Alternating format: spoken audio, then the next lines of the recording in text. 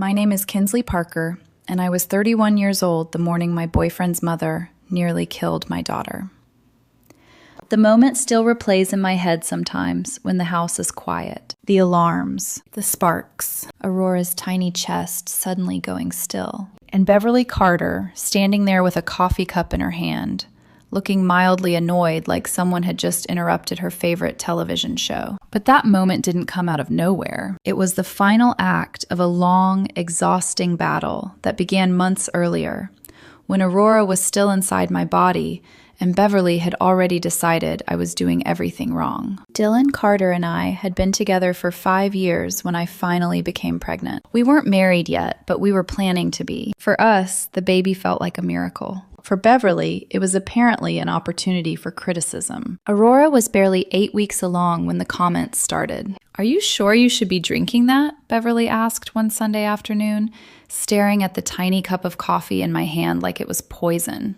"It's decaf," I explained patiently. Well, when I was pregnant with Dylan, I didn't drink coffee at all. That sentence became the soundtrack of my pregnancy. When I was pregnant with Dylan, when I was pregnant with Dylan, when I was pregnant with Dylan. Apparently, Beverly's pregnancy 30 years earlier had been a flawless masterpiece that modern women like me were constantly failing to replicate. By my second trimester, the criticisms expanded. My prenatal vitamins weren't the brand she preferred. My yoga routine was too strenuous. Then suddenly, it was not strenuous enough. "You're gaining weight very quickly," she announced one night during dinner at their house in Westchester. Dylan sighed. "Mom, Dr. Martinez says Kinsley's weight is perfectly normal." Beverly waved her fork dismissively. "Doctors today baby women too much. In my generation, we endured hardship properly." Endured hardship properly. That became her favorite phrase. Morning sickness? I wasn't enduring it properly. Back pain? Still not enduring it properly. Swollen ankles? Definitely not enduring it properly. By the time I reached 28 weeks pregnant, I had learned to smile politely while mentally counting down the seconds until Dylan and I could escape her house. But then everything changed, because one Thursday night, my body suddenly betrayed me. The cramps started first, then the bleeding. Within minutes, the calm rhythm of our evening exploded into chaos. Paramedics rushed into our apartment while Dylan tried to stay calm and failed completely. As they loaded me onto the stretcher, Beverly appeared in the doorway like a judge arriving to deliver a verdict. "Braxton Hicks contractions," she declared confidently. The paramedic didn't even look at her. "Ma'am, she's in active labor." Aurora was born 7 hours later at Mercy General Hospital. She weighed 2 pounds and 1 ounce. She was so small that when the doctor placed her briefly against my chest before rushing her to the NICU, she felt less like a baby and more like something fragile made of glass. The neonatal intensive care unit quickly became the center of our world. Those early days blurred together into an exhausting fog of machines and whispered conversations. Aurora connected to a ventilator. Aurora breathing independently for 30 seconds. Aurora gaining 12 grams overnight. Every victory felt enormous. Every setback felt catastrophic. "She's a little fighter," Nurse Carmen Alvarez told us during one of our long midnight vigils. "But premature babies need absolute consistency." She gestured around the quiet NICU. "Everything here exists for a reason." The rules were strict. Scrub hands and forearms for 2 full minutes. No jewelry. No perfume. No outside food or drinks. Quiet voices. Limited visitors. Dr. Sarah Williams, Aurora's neonatologist, explained it bluntly. "These babies have no immune defenses. Even minor disruptions can cause serious setbacks." Dylan and I followed every rule with obsessive care. His father, George Carter, followed them too. George rarely spoke, but he stood beside Aurora's incubator for hours, his rough hands folded together while tears silently ran down his face. My parents flew in from Phoenix and immediately adapted to the routine. They asked questions. They listened. They respected every single protocol. But Beverly? Beverly was a different story entirely. "This is absolutely ridiculous," she declared during her first visit, staring at the sink where visitors were required to scrub. You expect people to wash their arms like surgeons just to see a baby? It's for infection control, charge nurse Rebecca Lang explained calmly. And there are absolutely no outside beverages allowed in the NICU. Beverly frowned. But I have hypoglycemia. I need coffee. There's a cafe on the first floor. Beverly complied for exactly 1 week. Then she started testing the rules. First, it was a water bottle. Then a protein bar she insisted she needed for diabetes she absolutely did not have. Every time she was caught, she complained loudly. They treat visitors like criminals, she snapped once. I raised 3 children successfully. I think I understand how to behave around babies. Mom, please, Dylan begged. Just follow the rules. Beverly looked at him like he had personally betrayed her. This is what happens when you date a controlling woman, she said coldly. She turns you against your own mother. I said nothing. Because arguing with Beverly Carter was like trying to reason with a hurricane. But the real nightmare hadn't begun yet. 3 weeks into Aurora's NICU stay, the doctors discovered something terrifying. Aurora had developed necrotizing enterocolitis. Part of her intestinal wall was dying. She needed emergency surgery, and the next 48 hours would determine whether my daughter lived or died. Environmental stability is critical right now, Dr. Williams warned us. Only parents will be allowed in the NICU until Aurora stabilizes. When Beverly heard that, her face turned icy. Why can't I see her? She's too fragile right now, I explained gently. The doctors are being ridiculous. Dylan's voice cracked. Mom, Aurora almost died. For once in your life, could this not be about you? Beverly stared at him with a look of pure betrayal. Then she turned to me. I see exactly what this is, she said quietly. That woman has poisoned you against your own family. Her heels clicked sharply against the hospital floor as she stormed away. But something in her eyes as she left made my stomach tighten. Because Beverly Carter had never handled being told no very well. And deep down, I knew this fight was far from over. I just didn't realize yet how dangerous her refusal to follow rules would become. Aurora survived the surgery. Barely. The surgeons removed the damaged section of her intestine, and for several terrifying days afterward, she hovered in a fragile, uncertain state where every beep from the monitors made my heart jump into my throat. But slowly, miraculously, she began stabilizing. Her oxygen levels steadied. Her blood pressure normalized. Her tiny chest began rising and falling with a little more strength each day. After a week of tense silence in the NICU, Dr. Williams finally gave us cautious good news. She's improving, she said during morning rounds. Not out of danger yet, but stable enough that we can begin allowing short grandparent visits again. Dylan squeezed my hand with relief. Even George looked like he might collapse from gratitude. But the moment those words left Dr. Williams' mouth, I felt a knot form in my stomach, because I knew exactly what was coming next. Beverly.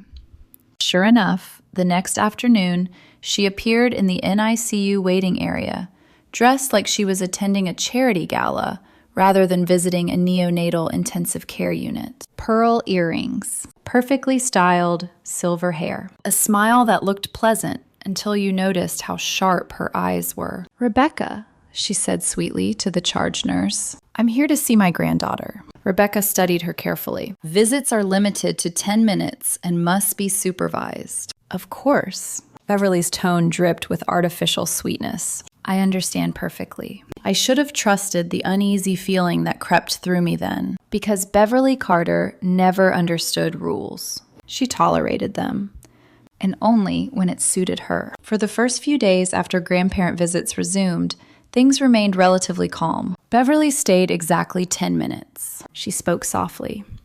She followed the scrubbing protocol. On the surface, she appeared cooperative, but something about it felt wrong, too smooth, too rehearsed, like someone behaving perfectly only because they were waiting for the right moment not to. That moment came 4 days later. I arrived at the NICU just after 7 in the morning for my usual early shift. The hallway outside the unit was quiet, filled only with the low hum of fluorescent lights and distant hospital sounds. When I stepped inside the NICU, the first thing I noticed was Beverly. She was already there, standing beside Aurora's incubator. My stomach dropped instantly. Her visit time wasn't until 8. "Beverly?" I said cautiously. She turned with a bright smile. "Oh, good, you're here. What are you doing here this early?" "Security let me in." She waved a hand dismissively. "I explained that you were running late and asked me to come ahead." My confusion hardened into suspicion. "I didn't ask you to do that." "Oh, Kinsley," she sighed dramatically. "You're always so controlling about everything." Then I saw it, sitting on the equipment table beside Aurora's incubator. A large, steaming cup of coffee. Starbucks. Grande size. The lid barely secured. Placed dangerously close to the cluster of power strips and ventilator wires, keeping my daughter alive. My pulse began racing.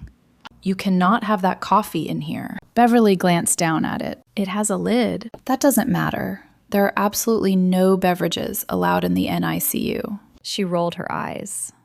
"You're being ridiculous." "Beverly, please." My voice dropped into a whisper, careful not to disturb Aurora. "You know the rules." "Rules, rules, rules," she muttered. "You hide behind these precious rules because you don't want me bonding with my granddaughter." "That's not true."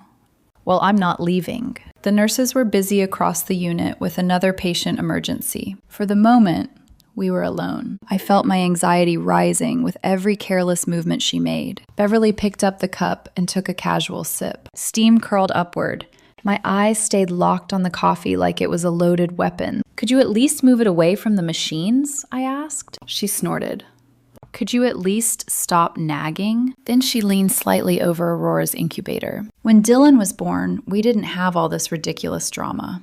Babies stayed in normal nurseries without a theatrical production like this." Aurora's heart monitor began ticking slightly faster. Even premature infants could sense stress. "Please keep your voice down," I whispered urgently. "There you go again," Beverly said, trying to control absolutely everything. Her hand moved as she spoke, gesturing. The coffee cup swayed slightly in the air. "I'm simply trying to visit my granddaughter, and you act like I'm some kind of criminal." Her hand jerked in irritation. The cup tilted. The lid popped off, and time seemed to slow to a horrifying crawl. The coffee arced through the air. A perfect brown wave headed directly toward the tangled jungle of wires, connecting Aurora to life support equipment. "No!" I lunged forward, but I was too late. The liquid splashed across the main power strip, across the ventilator cables, across the monitor connectors. Sparks exploded in tiny bursts of light. The machines screamed. Alarms blasted through the NICU. Then, suddenly, silence. The monitors went black. Aurora's chest stopped moving. My entire world froze. "She's not breathing!" I screamed. "Someone help me!" The silence lasted only a second before chaos erupted. "Code Blue, 9th bed 7. Nurses and doctors rushed toward us from every direction. Carmen arrived first, already pulling emergency equipment from a cart. "Manual ventilation!" Another nurse disconnected soaked cables, while a respiratory therapist grabbed the emergency bag valve mask. They began squeezing air into Aurora's tiny lungs manually, but I barely heard them because Beverly was standing beside me looking annoyed. "Oh, calm down, Kinsley," she said dismissively. "It's just a little coffee." My hands shook violently. "My baby isn't breathing." "You always make such a big deal out of everything." Dr. Williams burst through the doors seconds later. "What happened here?" "Coffee spill on the electrical system," Carmen replied rapidly. "Ventilator failure." Dr. Williams looked directly at Beverly. "Security, now." 2 hospital security officers appeared almost immediately. Beverly raised her hands defensively. "It was obviously an accident." She gestured toward the machines. "These things should be waterproof anyway. This is clearly a design flaw." The guards escorted her toward the exit while she continued complaining loudly. "This entire hospital is overreacting." But I couldn't hear her anymore. My entire focus was locked on Aurora. Her tiny lips had turned blue. Her body lay terrifyingly still, while the medical team worked frantically. Seconds stretched into minutes. Each breath they forced into her lungs felt like a fragile thread holding her life together. Then finally, Carmen looked up. "We've got her." My knees nearly collapsed. She's breathing again. But the relief didn't last long, because Dr. Williams' expression remained grim. She was without proper ventilation for almost 4 minutes. My voice trembled. 4 minutes? She nodded. We'll need to run tests immediately. My heart sank.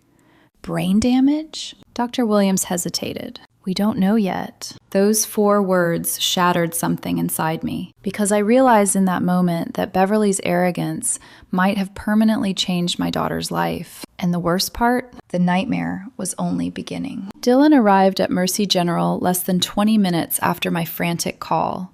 But by the time he reached the NICU, the damage had already been done. I still remember the look on his face when he saw Aurora. Not panic, not confusion, something colder, something far more dangerous. A kind of stunned, bloodless fury that made him look suddenly older. He crossed the room in 3 long strides and stopped beside me, his eyes fixed on our daughter as the replacement equipment hummed around her. What happened? He asked. His voice was so controlled it frightened me. I tried to answer, but the words broke apart in my throat. It was Beverly, I whispered. She brought coffee into the unit. I told her to move it. She spilled it on the ventilator cords and the monitors shut down, and Aurora stopped breathing, and Dylan closed his eyes for 1 second. Just one. When he opened them again, the softness I knew so well was gone. Where is she? Administrative offices, Rebecca answered quietly from the doorway. Security has her there for now. He nodded once. I'll handle it. I grabbed his wrist before he could leave. Dylan.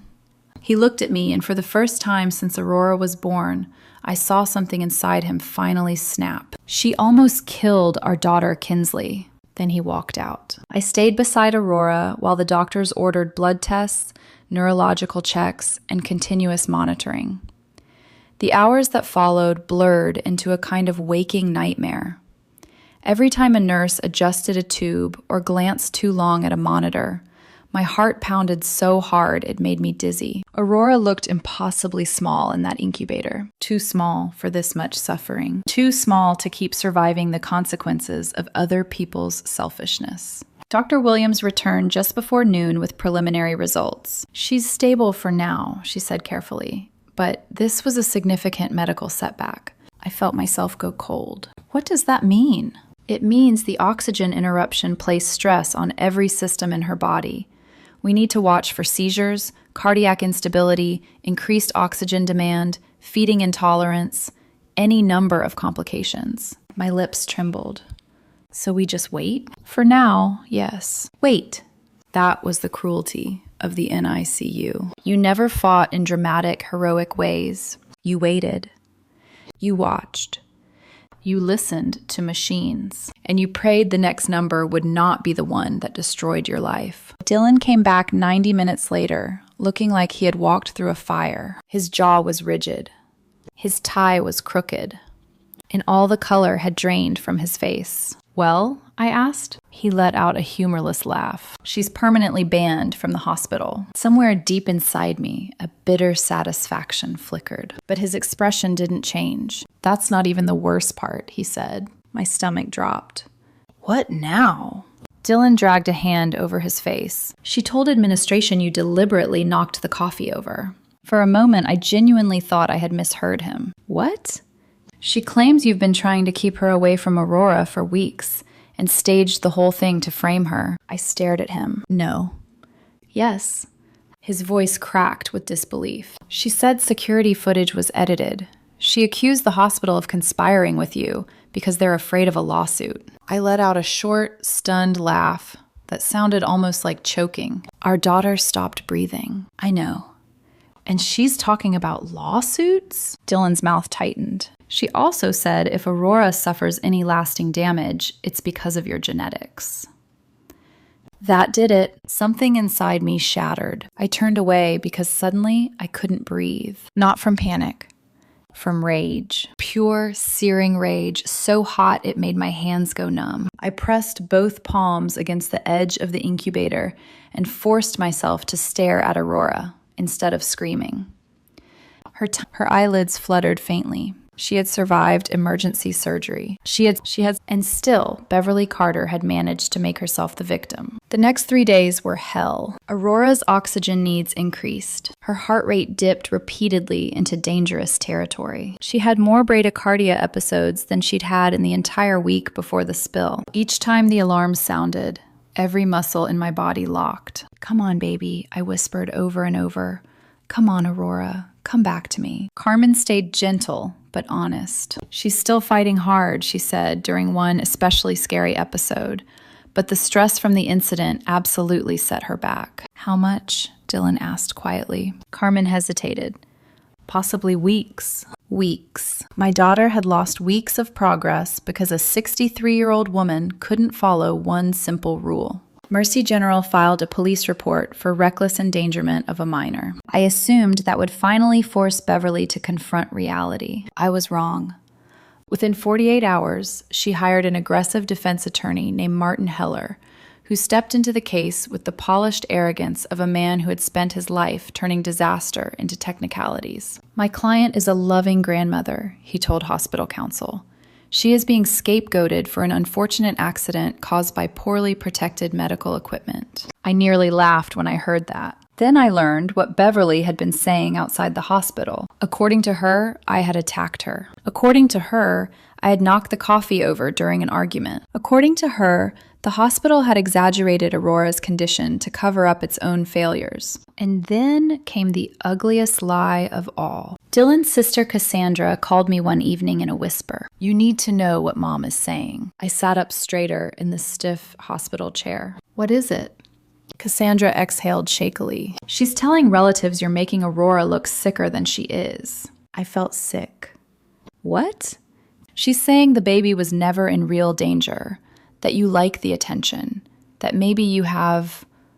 Cassandra paused, horrified by the words she was about to say. Munchausen syndrome by proxy. For several seconds, I couldn't speak. Then I whispered, "That's insane." "I know." Cassandra sounded exhausted. "But she's calling everyone, aunts, cousins, old church friends. She's telling them you've manipulated Dylan, manipulated the doctors, manipulated the whole situation." I pressed a hand to my forehead. "Why would anyone believe that?" Cassandra was silent for a moment. "Because she sounds convincing when people haven't seen her up close." That was the cruel genius of Beverly Carter. To outsiders, she looked elegant, controlled, refined, like the kind of woman who chaired fundraisers and mailed tasteful holiday cards. They didn't see the coldness under the polish, the ego, the way every story somehow rearranged itself until she emerged blameless and adored. Cassandra called again the next day with more. "Did Dylan ever tell you about the kitchen fire?" "No." "When he was 8, Mom left oil heating on the stove and went upstairs to watch her soaps. The kitchen caught fire. She blamed Dylan for distracting her. Then she blamed the stove manufacturer. Then she threatened to sue the fire department." I closed my eyes. Of course she had. A lifetime of disaster, a lifetime of excuses, a lifetime of everyone else paying for her refusal to admit fault. Meanwhile, the legal case moved forward. Security footage clearly showed Beverly gesturing with the cup before the spill. Witnesses confirmed I had repeatedly told her to remove the coffee. Medical records documented Aurora's loss of ventilation and the resulting complications. The evidence was overwhelming, and still Beverly refused to budge. Probation was discussed, anger management, a plea agreement to avoid jail time. When the assistant district attorney explained that a jury might sympathize with an older grandmother who made a mistake, I almost came apart. Older grandmother. As if that softened anything. As if being 63 erased the image of my daughter's blue lips. As if a soft voice and pearl earrings made negligence less lethal. By the end of that week, one truth had become impossible to ignore. The coffee spill had not been the end of the nightmare. It had only opened the door. Because Beverly was not just going to deny what she'd done. She was going to punish us for refusing to lie about it. And I was beginning to understand that surviving the NICU was only half the battle. The real war had just begun. The plea deal was finalized 3 weeks later. Beverly Carter would avoid jail time. Instead, she received 2 years of probation, mandatory anger management counseling, and a restraining order that barred her from coming within 500 feet of Aurora or entering Mercy General Hospital again. When the assistant district attorney explained it to us, she sounded almost apologetic. "Your case is strong," she admitted. "But juries can be unpredictable when the defendant is an older grandmother with no criminal history." Older grandmother. That phrase again. As if those words erased the image burned into my memory. The silent machines, Aurora's lips turning blue. Dylan squeezed my hand when the meeting ended. "At least she can't come near Aurora again." I nodded, but deep down I already suspected something terrible. Because Beverly Carter had never accepted consequences quietly. And sure enough, the moment the legal restrictions blocked her from physically approaching us, she found other ways to reach us. The harassment began almost immediately. First came the social media posts, long emotional essays about a devoted grandmother cruelly separated from her fragile granddaughter. She never mentioned the coffee. She never mentioned the NICU protocols. Instead, she described herself as the victim of an overprotective mother who manipulated hospital staff and alienated a loving family. Hundreds of strangers shared her posts. Many of them left sympathetic comments. "Grandparents have rights." That poor woman. Some mothers are so controlling. I learned quickly not to read them. But sometimes curiosity won. And every time it did, I felt like someone had poured acid into my chest. The attacks didn't stop there. Letters began arriving at the homes of Dylan's relatives. Pages filled with accusations about my character. According to Beverly, I had manipulated Dylan, turned him against his own mother, exaggerated Aurora's medical condition, and orchestrated the coffee incident to destroy Beverly's reputation. She sent the same letters to former neighbors, old family friends, even Dylan's college roommate. The goal was obvious. If she couldn't reach Aurora, she would destroy everything around us. One evening, Dylan came home from work looking pale. "What happened?" I asked immediately. "My boss called me into his office today." My stomach tightened. "Why?" Dylan rubbed his temples. "Someone called HR anonymously. Said I'm emotionally unstable and incapable of performing my job." I didn't have to ask who. "She told them I'm being manipulated by a controlling partner," he continued quietly. "That I'm neglecting my responsibilities because of family drama." My fists clenched. "She's trying to ruin your career." "Yeah." He looked toward Aurora's incubator across the NICU room. "But she's not going to win." Still, the strain was beginning to show. Weeks passed. Aurora continued fighting for every gram of weight gain, every stable heartbeat, every uninterrupted hour of breathing. The coffee incident had set her back badly. Her oxygen support had to be increased. She experienced repeated bradycardia episodes, where her heart rate dropped frighteningly low. And then another complication appeared. Dr. Williams explained it gently one afternoon. "Aurora has developed retinopathy of prematurity." I felt my chest tighten. What does that mean? "It's a condition affecting blood vessels in the eyes. Premature babies sometimes develop it, but oxygen instability can make it worse." My throat went dry. "So she needs surgery?" "Yes. More procedures. More risks, more nights staring at monitors. All because someone had refused to follow a basic safety rule." George Carter began visiting more frequently during that time. The quiet man who had always stayed politely in the background suddenly looked 10 years older. One evening, he stood beside Aurora's incubator, watching her tiny fingers twitch. "I've watched Beverly do this for 42 years, he said quietly. I glanced at him. "Do what?" "Destroy anything that challenges her version of reality." His voice carried a deep exhaustion. "Nothing is ever her fault. Ever." Dylan looked up from the chair beside me. "Dad?" George shook his head slowly. "I should have left years ago." 2 weeks later, he did. George Carter filed for divorce after 42 years of marriage. The news detonated inside the family like a bomb. And Beverly responded exactly the way we expected. She exploded. Suddenly, George was an abusive husband who had stolen marital assets. He had secretly been having an affair. With me. I actually laughed when I heard that one, not because it was funny, because it was so absurd that my brain refused to process it any other way. But the accusations kept coming. George was a thief. George was violent. George had manipulated the entire family. Beverly told anyone who would listen that her husband had abandoned her because Dylan and I had brainwashed him. One night, Dylan and I sat in the dim NICU family lounge, both too exhausted to sleep. I should have confronted her years ago, he whispered. I turned toward him. What do you mean? She's always been like this, blaming everyone else, twisting reality. His voice was thick with regret. I thought ignoring it was easier. I reached over and took his hand. You're standing up now. That doesn't undo the damage. No, I said quietly. But it protects Aurora. He nodded slowly. And for the first time since all of this began, I saw something new in Dylan's expression. Resolve. Not the tired resignation he'd carried for years when dealing with his mother. This time, he was done. Beverly sensed it too, because the next message she sent through extended family was simple and venomous. If Dylan continued supporting me, she would remove him from her will entirely. Dylan letter.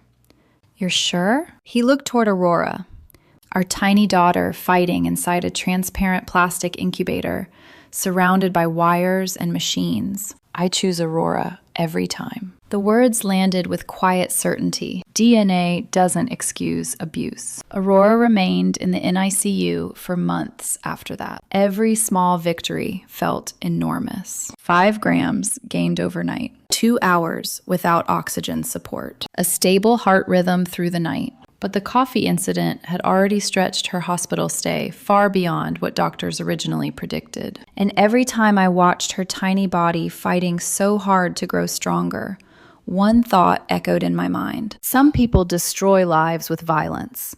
Others do it with arrogance. Beverly Carter had nearly taken my daughter from me because she believed the rules didn't apply to her. And even now, after everything she'd done, she still believed she was the victim. But the story wasn't finished yet, because Aurora's journey home was still ahead of us. And Beverly wasn't done trying to rewrite the ending. Aurora finally came home after 143 days in the NICU. The doctors had originally predicted a hospital stay of about 90 days for a baby born at 28 weeks. But Aurora's journey had been anything but typical. Between the intestinal surgery, the oxygen interruption caused by the coffee spill, and the complications that followed, our daughter had spent nearly 5 months fighting for survival before she was strong enough to leave Mercy General. The morning we carried her out of the hospital felt unreal. Aurora was wrapped in a soft pink blanket, her tiny nose still fitted with supplemental oxygen tubing. She weighed barely 7 pounds. But to me, she felt heavier than the world, because every ounce of her represented a battle she had already survived. Carmen cried when we said goodbye. You call us if anything worries you, she insisted. Dr. Williams gave us a thick binder filled with follow-up instructions. Weekly therapy, frequent pediatric checkups, eye examinations to monitor the retinopathy. Premature babies are incredibly resilient, she said gently.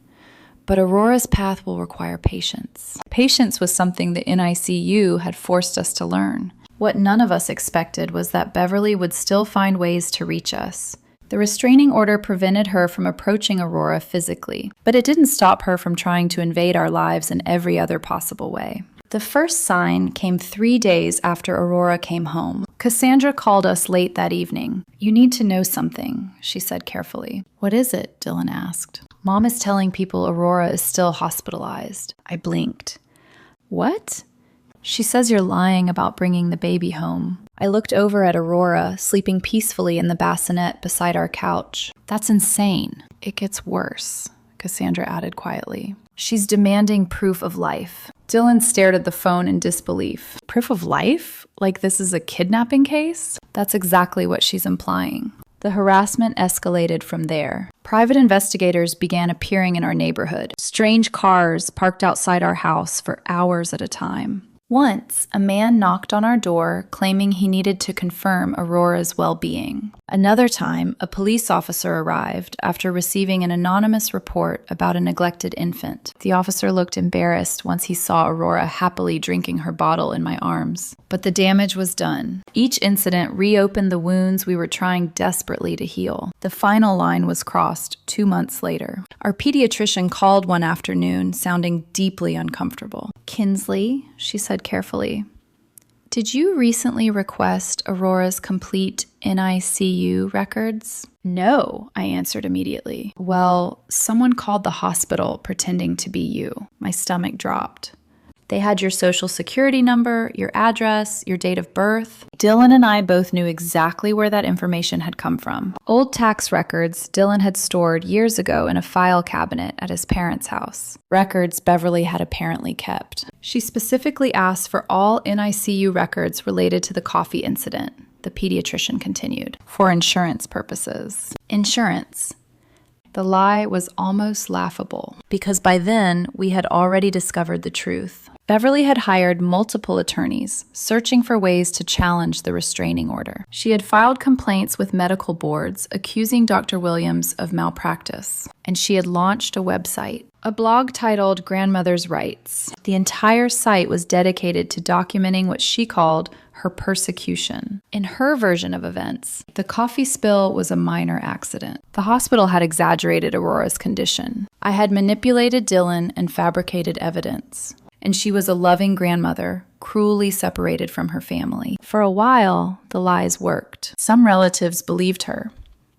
Some friends quietly distanced themselves from us. But something interesting began happening over time. People started noticing patterns. They saw the contradictions. They watched Beverly turn on anyone who refused to repeat her story. Slowly, one by one, those same relatives began reaching out to us. Dylan's Aunt Linda called first. "She tried to sue me," Linda said incredulously, "for defamation, because I refused to lie about the coffee incident." Cassandra apologized too. "I should have pushed back earlier," she admitted. "But you know how Mom is." Yes, by then we knew exactly how Beverly was. A woman who rewrote reality until it served her. A woman who could not admit fault even when confronted with overwhelming evidence. Time moved forward. Aurora grew.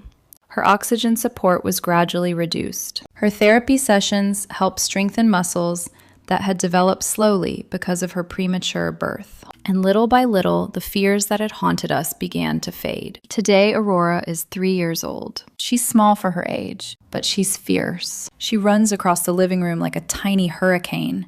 She laughs loudly. She loves picture books about dinosaurs and insists on wearing mismatched socks every morning. Most importantly, her doctors remain optimistic. There's no evidence of lasting neurological damage, Dr. Williams told us during Aurora's most recent evaluation. The words felt like sunlight breaking through years of storm clouds. We were lucky. Incredibly lucky. 4 minutes without oxygen could have changed everything. But Aurora fought her way through it. Beverly still lives across town, alone in a small apartment, still writing on her blog, still insisting the entire world betrayed her. Family members who once believed her stories now avoid her completely. But one thing has never changed. In 3 years, Beverly Carter has never once asked a simple question. Not once. She has never asked if Aurora is healthy. She has never asked if the oxygen interruption caused lasting damage. She has never asked if we need help caring for our daughter. Instead, she asks about something else entirely. Her rights.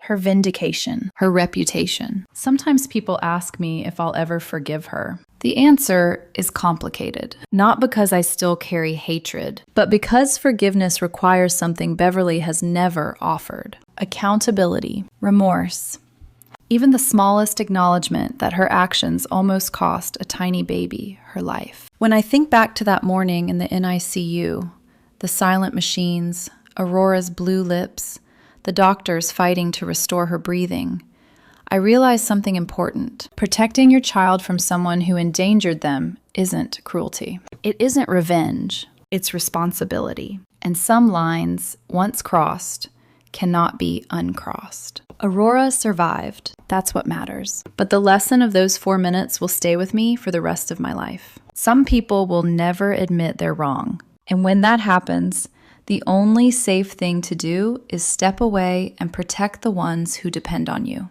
Because love doesn't look like denial. Love looks like accountability. And sometimes the bravest thing a parent can do is say, no more.